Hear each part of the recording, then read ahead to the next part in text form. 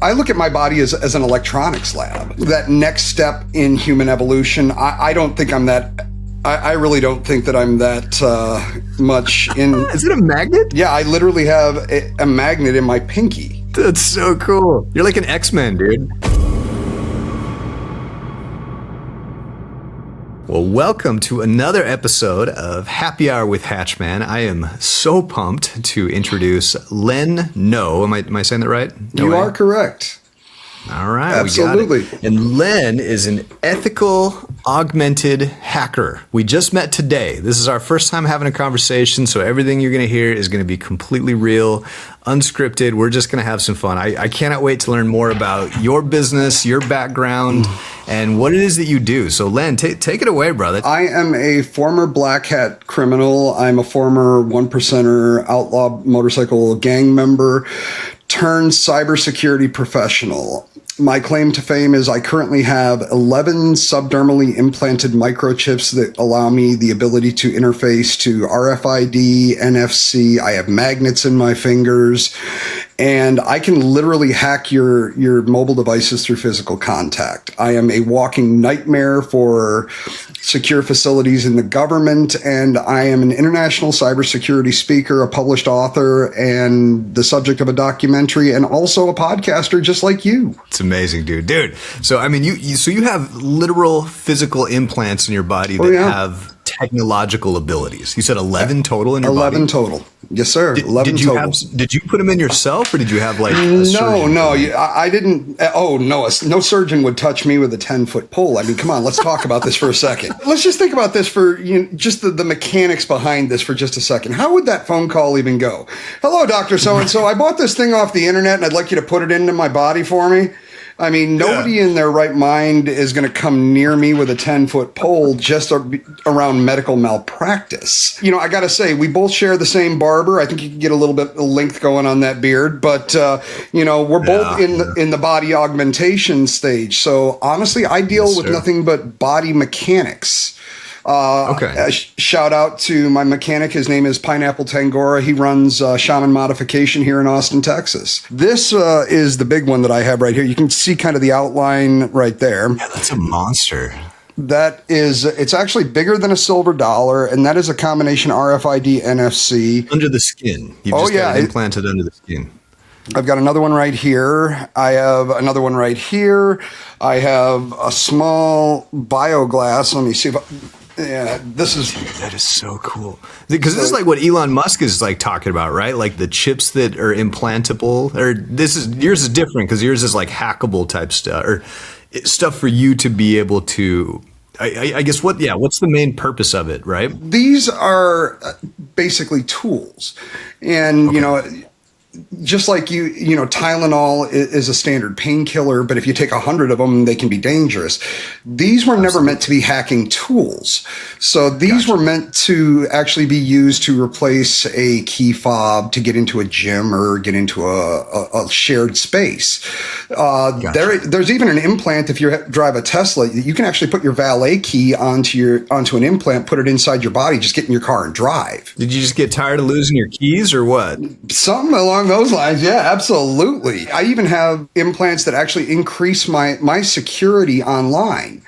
There's a company that I do business with called VivoKey, and they actually there's an implant in my arm that I can actually get one-time password codes on, like for websites. It can do SHA-256 encryption, and this is a way that I can actually act as my own kind of source of truth in a digital society. That's amazing. Well, because if you think about it, right, like most everything is done through the phone, right? We have a lot of those like digital wireless, like I don't even bring my wallet to the store anymore because everybody has the Apple Pay and I can just tap it and pay it. So like, and we're not going to get into that because tap to pay is I've got a little device in my back pocket over here called a Flipper Zero, and if I can get close enough to your phone or your wallet, I can take all of that tap to pay stuff right off. Just take all the details. That's absolutely wild. But I mean, this is fascinating though, right? Because like this is where the world's headed. I feel like you're just kind of getting in front of it and showing what's possible. And I like how you said the ethical thing, right? You know how to do the stuff you shouldn't be doing. You're fully capable. Oh yeah, I grew up on the west side of Detroit as an active criminal for most of my life, and it wasn't until I actually, I'll admit it. I have daughters. You know, I'm a member of DAD. You know, dads against daughters dating. But unfortunately, same here, brother. You know, unfortunately, you know, my daughters got married, and I was a terrible example up until they handed me my first grandchild. And something about when they handed me that baby, it was like, oh my God, I am heading full speed at either a jail, some kind of an institution, or I'm going to be a dead man.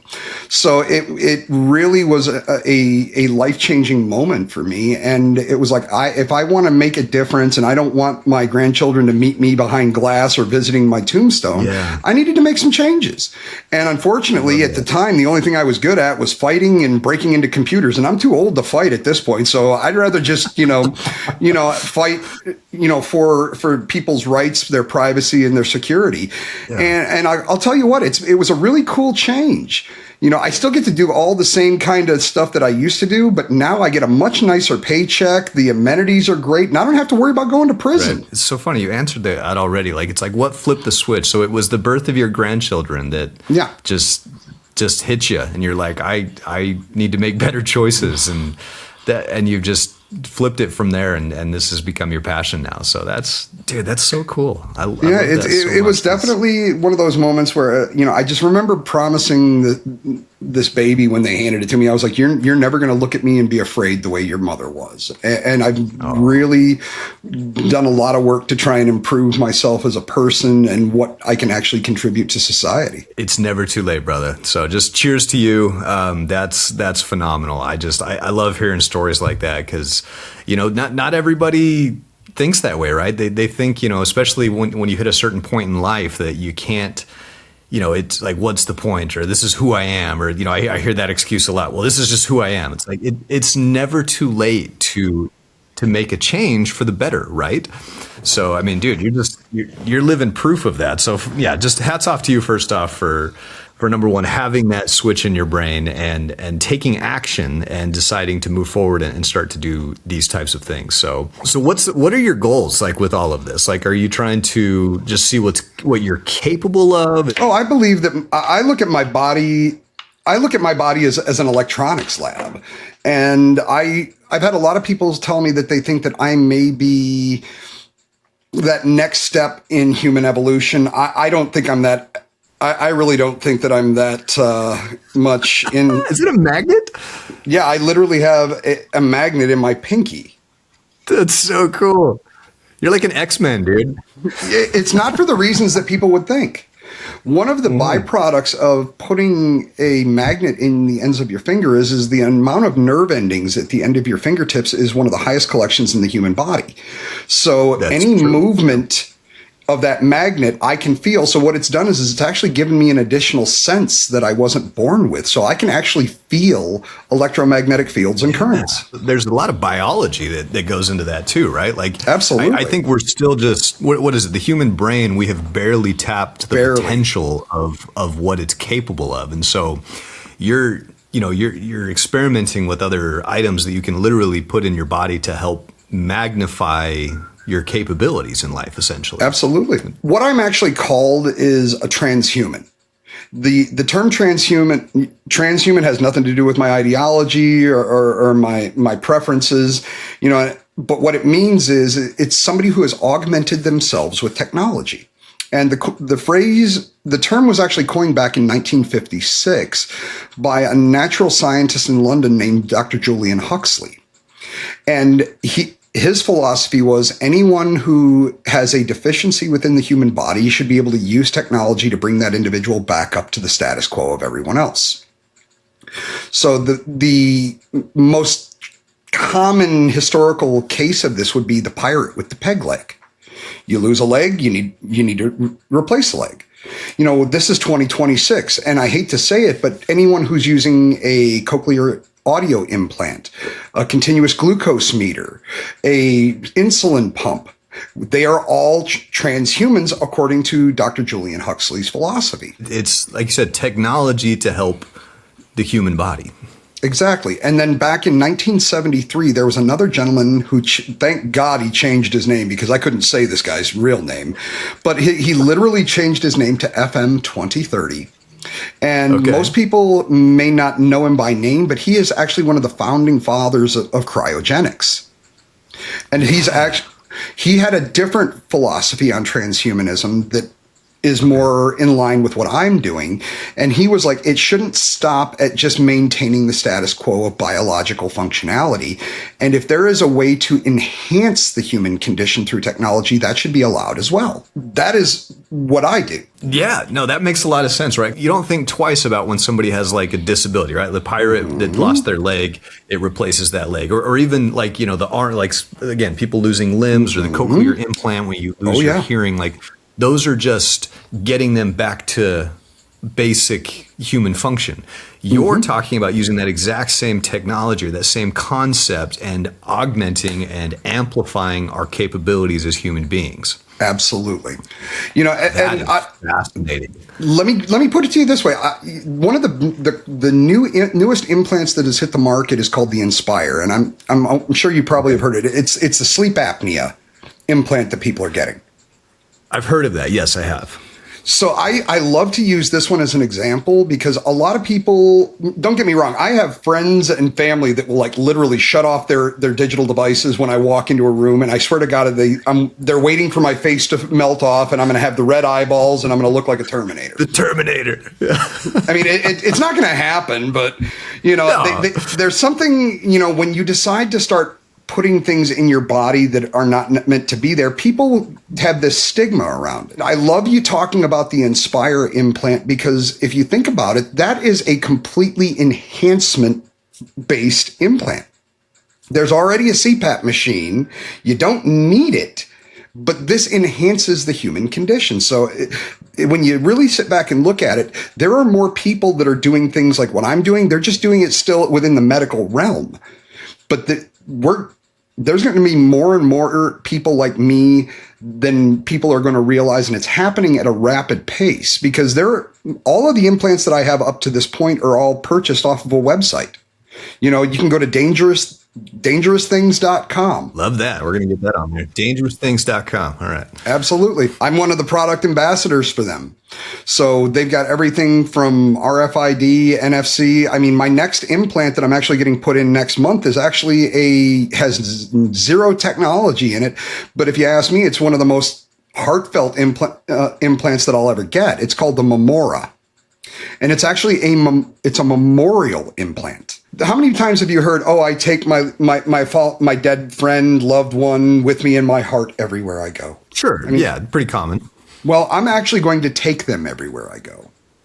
So I sent a small amount of cremains to Dangerous Things. They have mixed that with UV reactive glow powder, put it inside of a small bioglass encapsulated tube, and I'm actually going to be taking and implanting my dead brother's cremains into my leg, so he will literally go everywhere with me for the rest of my life. Dude, that is cool, man. I've heard of like taking the cremated ashes and then mixing them with tattoo ink and then getting tattooed with that. So I've heard that before, but like the implants. So all right, I want to go down a little bit of this just came to me, but just a concept, and you tell me if I'm on the right path here. So like, we think about like memory, right? So like a computer has, we've got the hardware, which can, to download additional memory and be able to access certain files, right?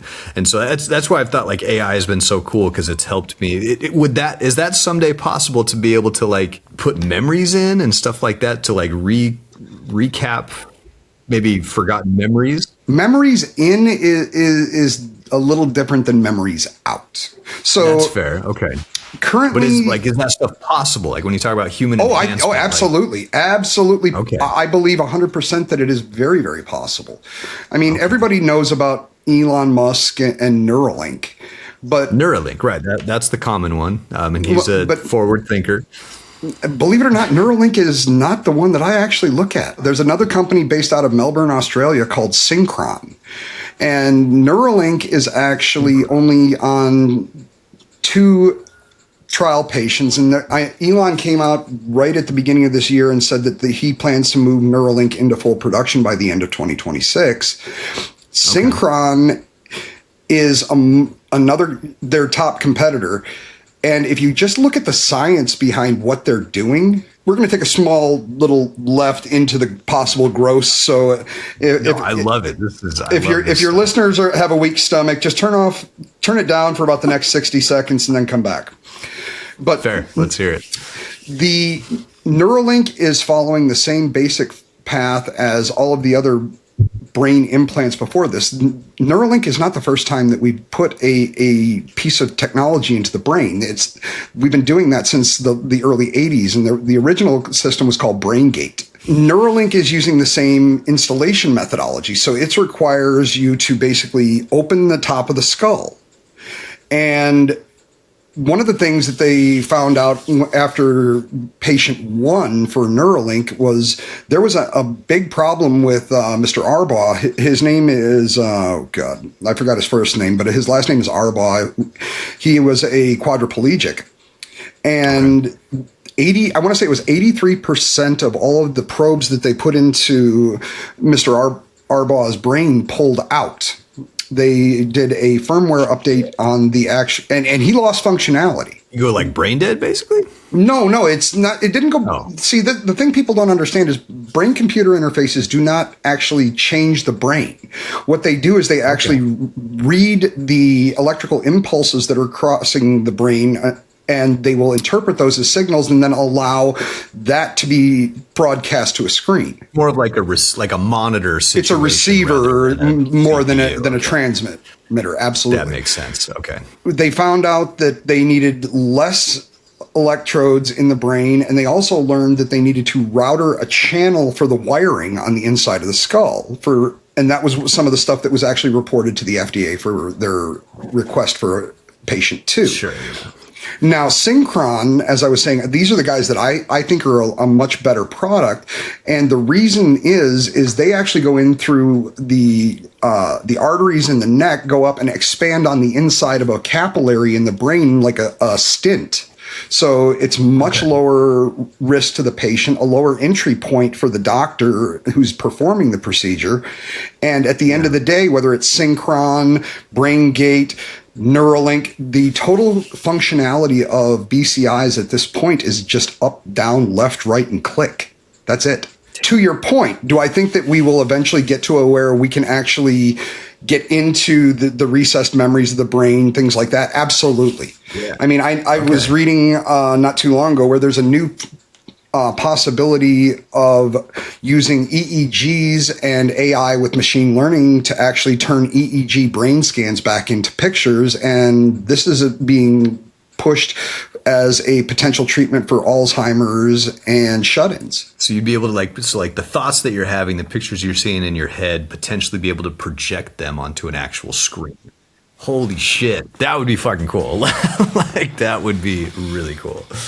So, okay, dude, I love this. Okay, I'm really fascinated about this because, like, if you think about it, yeah, like a lot of this stuff kind of already exists. Like, you know, you think about like heart valves, right, and different technologies to help keep the heart pumping, and just how far we've come from, you know, the last 200 years. So, I guess, where does the ethics, like, where is the line drawn, and how far is it pushed when it becomes unethical? This is something I get asked all the time, and I'd love to have a little back and forth on this one. You know, can we both agree that ethics at its core is rooted in cultural society? Oh, absolutely. Yeah, I can agree with that. Okay, so let's talk about this. You look to be in your 30s, 40s, maybe. You know, personally, I'm an old dude. I'm over the 50 mark, but you know, I remember when I was a kid, I don't ever remember walking into a bank or a professional business and seeing people with multicolored hair, facial piercings, tattoos. Fair. So when it comes down to it, I think ethics and what is considered ethical is kind of driven by the current societal situation. Societal. Well, and it depends on which society that is, right? Like absolutely. There's a book on this called Castes, right? Like, so you grow up within a certain system, and you know you're taught to hate people like this, or this is wrong and this is right. And so, yeah, I guess I could get into a big long philosophical conversation about ethics, but you're right. It is based on society and what we're taught. I'm not even going to say what we're taught. I'm going to say what we will accept. Fair. Yeah, what we'll accept. And I'll say this too. People don't, in general, fear what's different. I would disagree with that. As somebody who's on the far extreme of different, I mean, I've been doxxed. I've been called out on religious extremist websites for having the mark of the beast, because at one point, I don't know if I can show it to you here, but I've got another implant right here on the top of my left hand. That was a credit card. You don't think the majority of people fear change? You think that's a minority? Oh, I believe that they do. That's the point. Oh, they do? Okay. I believe that they do fear change. Absolutely. Right. Yeah, okay, I agree with you. Yeah. Oh, I'm sorry. Then I must have misunderstood how you were saying that. No, it's okay. I may have phrased it incorrectly. Because, yeah, I think in general, the majority of people do fear like change and move forward. But absolutely. Yeah, that's why they call it the top 1%, like the ones that are the disruptors, the ones that are willing to think differently and do things differently. Like, that, and that's my mindset. Like, I've always asked, like, the question I've always hated is, well, this is how it's always done. Well, that's a bullshit way of saying, who cares? Like, just because it's always done that way doesn't mean that that's why we have to move forward in that way. Absolutely. Like, I'm always trying to think differently, but I also know that I'm not normal. And when it comes to society, right? Like, so okay. All right. We're on the same page. Yeah. So I think it really is going to boil down to technology and desire, because I mean, right now, when it comes to the brain-computer interfaces, I don't see everybody jumping up and down going, man, we need to get something shoved in our brain right now. Because right? Yeah, because there's risk involved there, right? Well, I don't even think it's the risk. I think it's the reward. Okay. Like I said, right now, the only function you can have is you can move a mouse up, down, left, right, and click. That's it.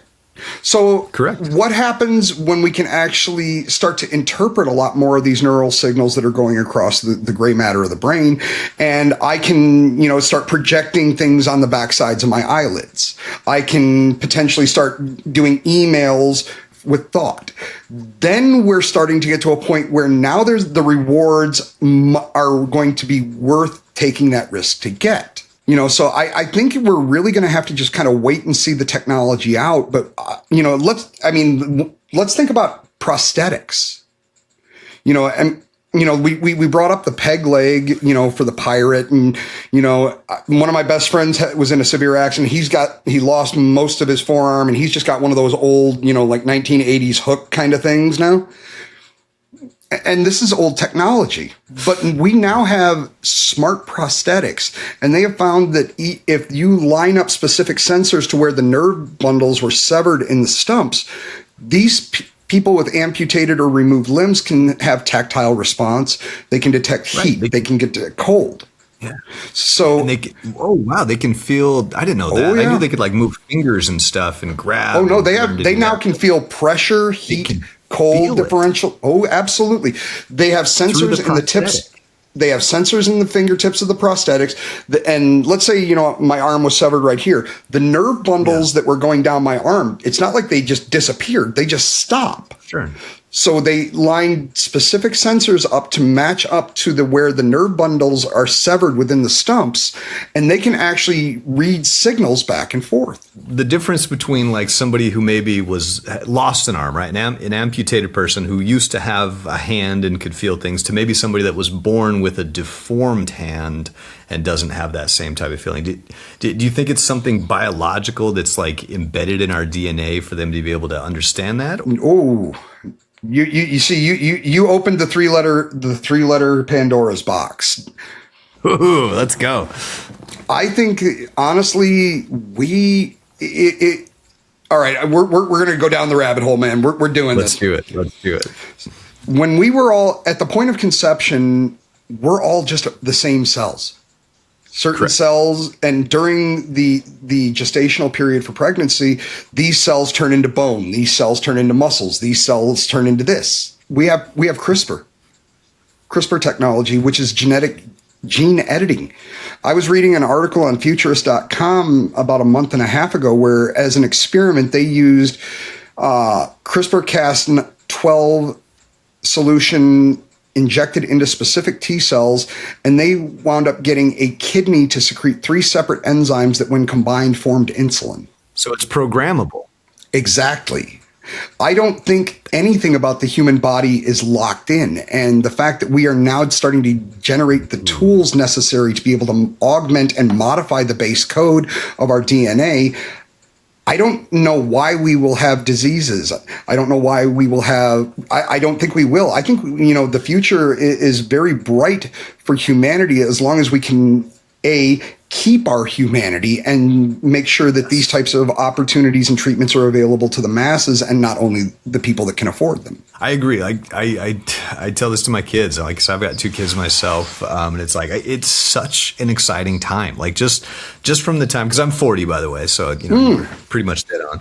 So I just turned 40 last year, and it's been exciting because I'm in that era where I didn't grow up with the internet. Like I didn't have my first cell phone until I was a senior in high school. So I still had to have I still had what I like to call a normal childhood, right? A technology-free the good old days. Get your ass outside and play until the lights come on. Right, yeah. There's no proof of all the mistakes I made early on in life, Amen. Amen.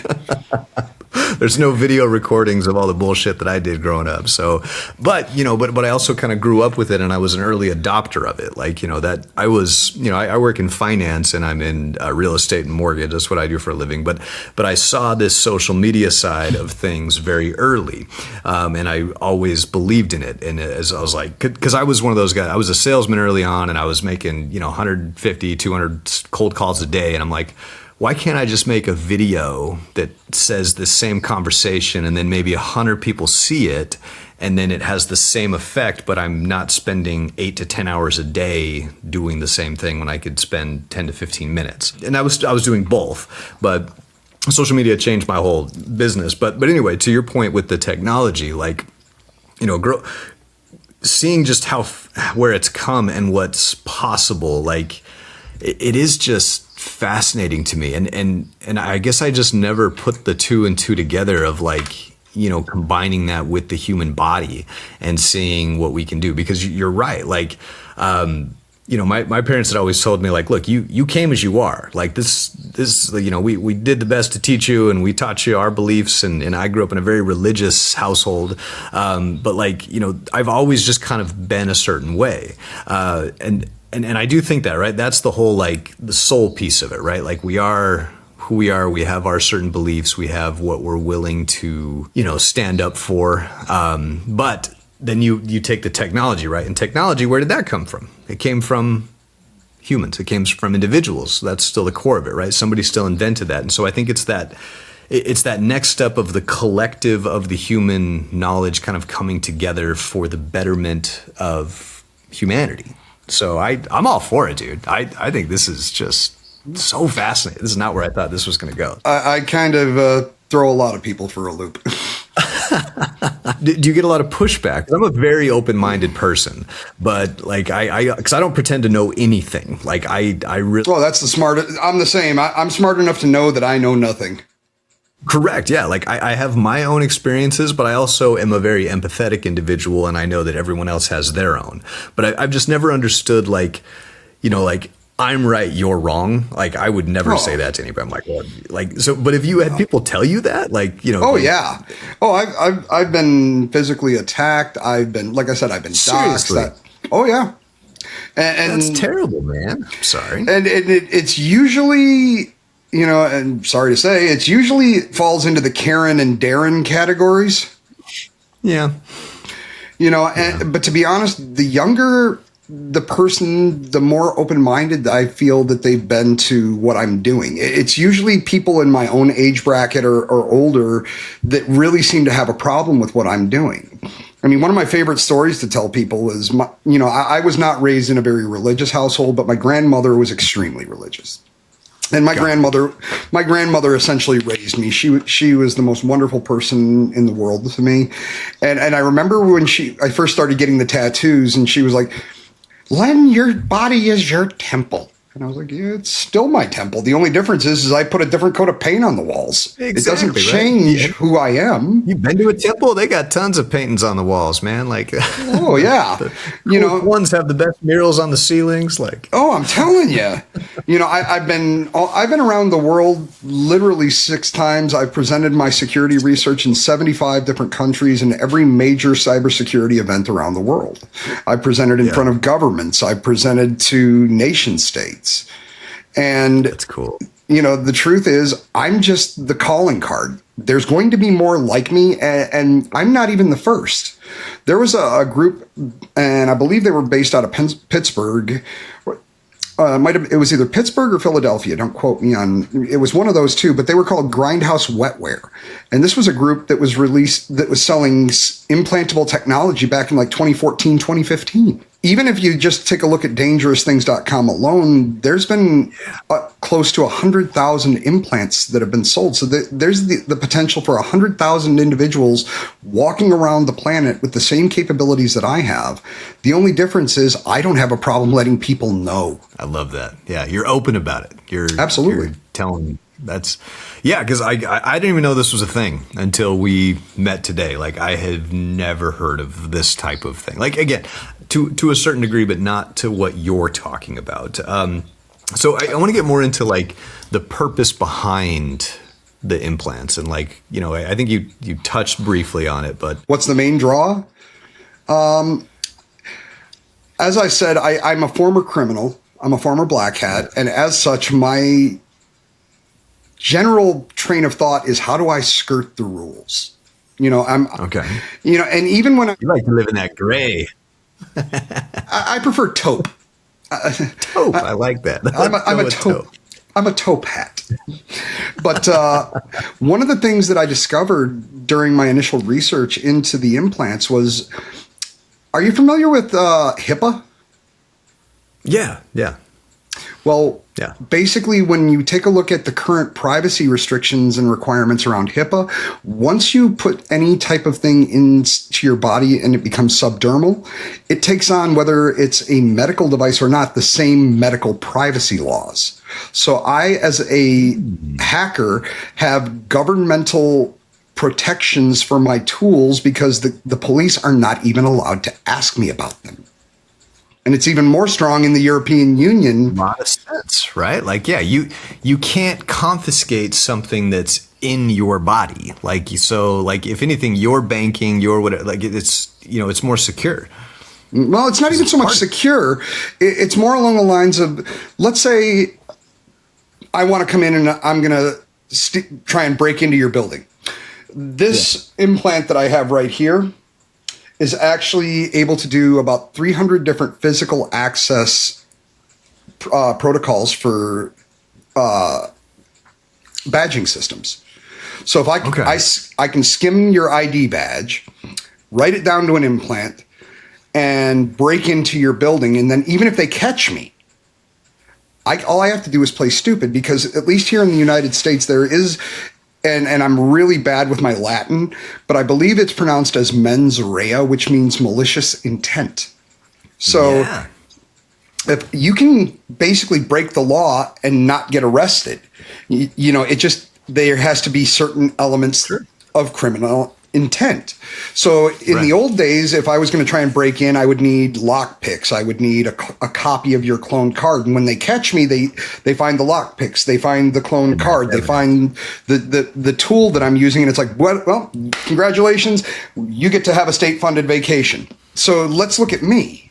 They could have me dead to rights on a video monitor, on closed circuit TV. All it's going to look like is my hand goes up and the door opens. They can search me. They're not going to find anything. The worst you're going to be able to do is just trespass me and throw me off the property. The problem is I have 10 other implants and you don't know what else I did. Wow. So you could easily just hack the smart door lock I have on my front door. You could just tap it. Easy. It's kind of scary, but awesome at the same time. Like, the one thing that I love to tell people is I like to educate. I want people to be aware of what they're up against. And if I'm doing it, showing it off, to everyone that I can tell you for a fact that I know that there are quite a few, we'll just call them bad actors, that do have these same types of capabilities, and they have been used in actual attacks. And I know that they've been used in penetration testing and red team engagements to try and improve security for companies. I mean, hell, I've used them. I use them myself. Right. Yeah, absolutely. Yeah. Okay. That makes a lot of sense. Okay. And you can't, it's very, very difficult to protect against an attack if you don't even know the attack is possible.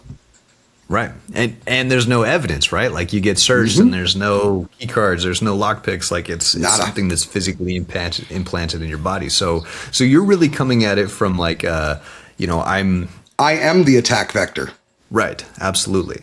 It's from that education standpoint of just letting people know, like, this is what's possible. This is the world we live in, and this is where we're going. Oh, yeah. Keep an eye out for this stuff. I mean, I told you about the memorial implant, but the one that's coming right on the tail end of that one is I'm actually implanting a 1 terabyte hard drive in the back of my left arm. Straight up Johnny Mnemonic. That's awesome. So you just have, just whatever information you need. You can just. Is it going to be like a pluggable one? Like you'll be able to like stick a USB? No. It actually has. It's all wireless, and it's basically has its own little SSID network, Wi-Fi network, and I can turn it on and off with the magnet. It's got a magnetic power switch on it, and I can basically turn it on, connect to it with my phone, transfer information back and forth, and I can basically exfiltrate your entire data center on the back of my arm and just walk out the front door. Just by sitting there for a few minutes and letting the data transfer happen. Pretty much. That is wild. That is wild that this even exists. I'm welcome to the future. It's already here. No, it's here, right? And it's moving so quickly. Like I think about just like from the time that I got my first little brick cell phone, and I was telling my kids the other day how we used to text in our pockets with the T9 texting function, right? Like because we could just memorize all the numbers. Or what about the SkyTel pagers or the Nextels with the chirps and stuff? Right. To like, what they have now. And it's like, I feel like it's moving so quickly, but I love where you're coming from, because I think the more people that are pushing towards like using this for the betterment of us as a whole, as a society, like what are we all? Oh, if we want to talk about society, if I may, you want to talk about society, please. Take a look at Sweden. The country of Sweden actually offered up implantable implants to all of their citizens to act as kind of like their version of a social security number. Okay. And it doesn't give their actual number, but what it does is it gives a link back to a reference to a government database. So if you get hit in an accident, you're messed up, just like they do with pets when they're lost. They can scan this thing, get into your medical records, and boom. They've also opened it up to where this implant can be used to actually put money on it, and you can use it to get onto the metro system within the country. So you can pay for your train rides just by waving your hand. And they've implemented this from a governmental level. That's pretty cool. No, they're on the forefront, man. Like, again, it's just... The world's a big place, and that's what's funny is like, I love to travel. I love to experience different cultures, different things, because, I grew up in a really small town here in Arizona, like literally less than like 5,000 people. God, that would have been wonderful. Oh, it was great. I really did love it. I could never live there full time again, but I loved growing up there. I really did.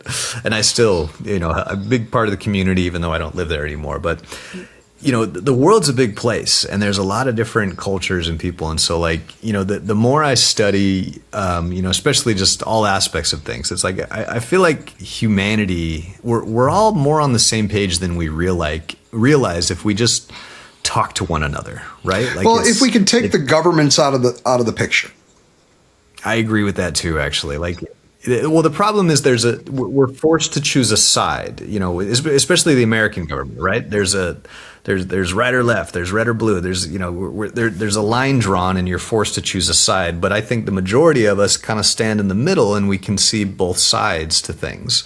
And so if we just got rid of the two sides and we just talked about what's important to us, like I feel like there would be a lot more cohesion.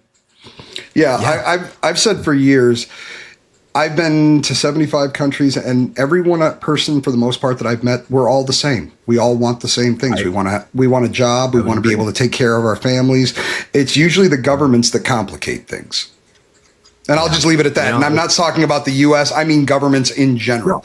The I people would agree with you. Again, I've lived outside the country as well. I lived in Europe for about 2 years, so I totally get it. I would agree with you. Yeah, I'm not trying to piss in anybody's Cheerios. I just right. Yeah, we're not anarchists over here. Nope. We're just in general. You can't have someone telling you how to live your life. You gotta find your life and live it. And you're right. We're all more on the same page than we realize. Like, absolutely. I get along with the majority of people I talk to, because I'm an open-minded individual.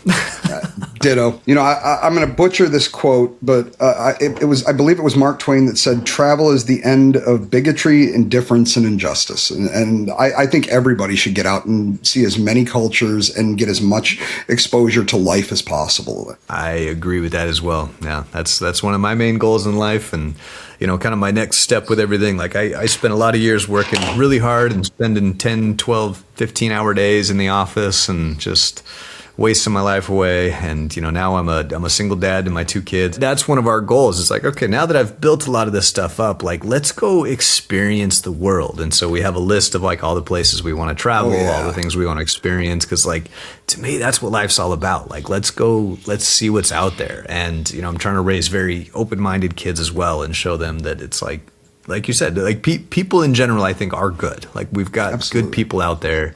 And if you just talk to somebody and get to know them, like, you'll find that that there's always going to be a common ground.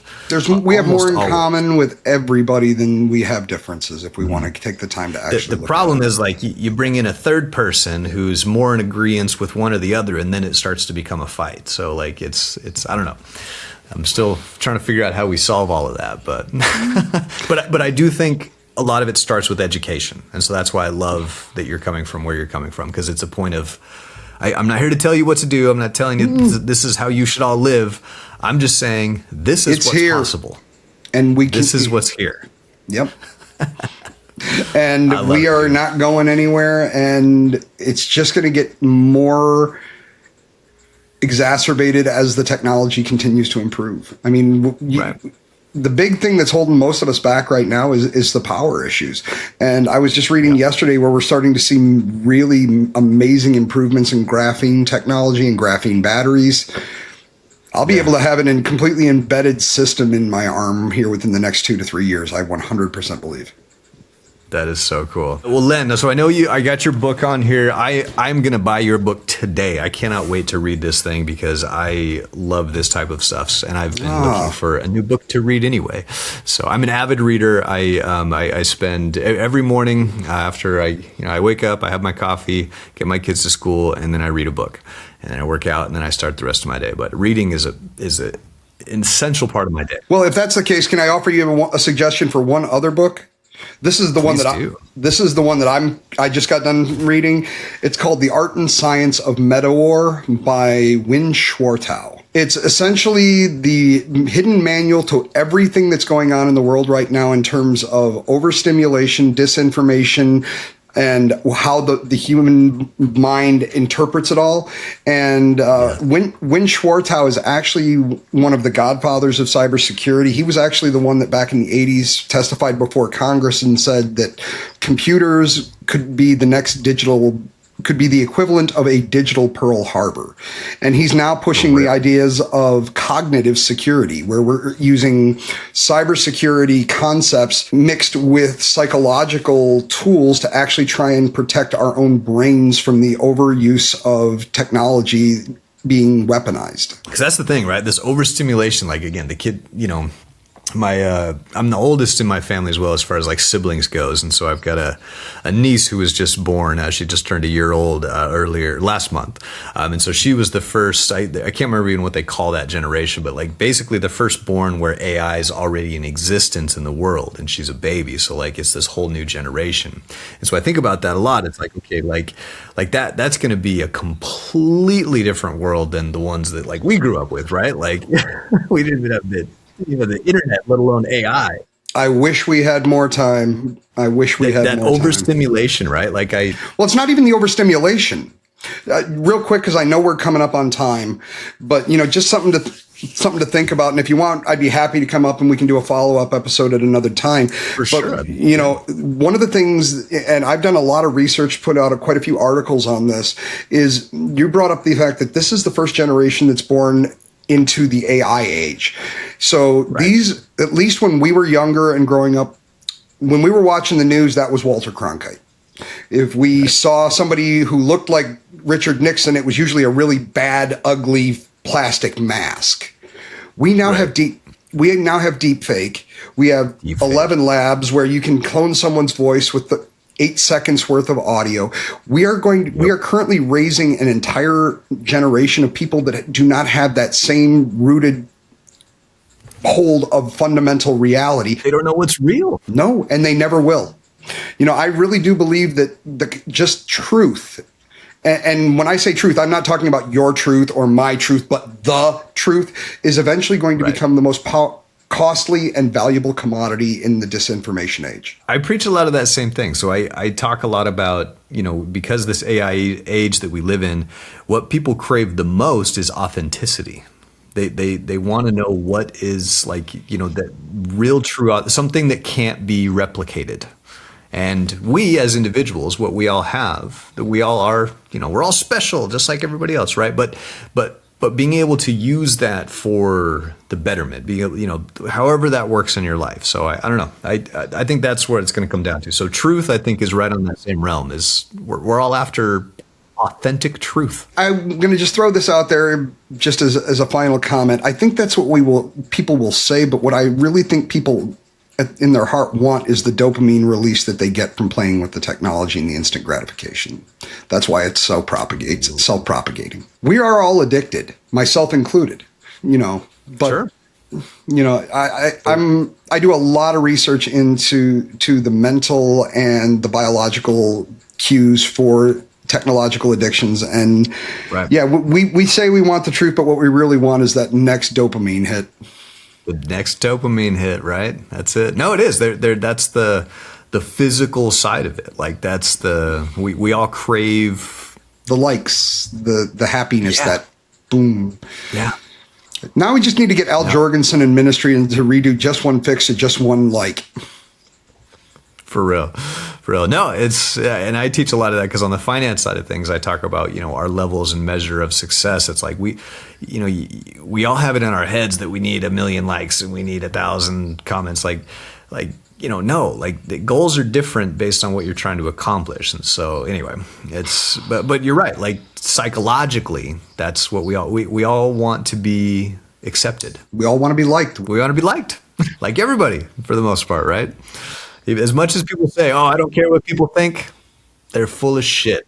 We all care what people think. It's part of the base, lizard brain desires. You can say it all you want, but it's rooted in your survival instincts to want to be liked.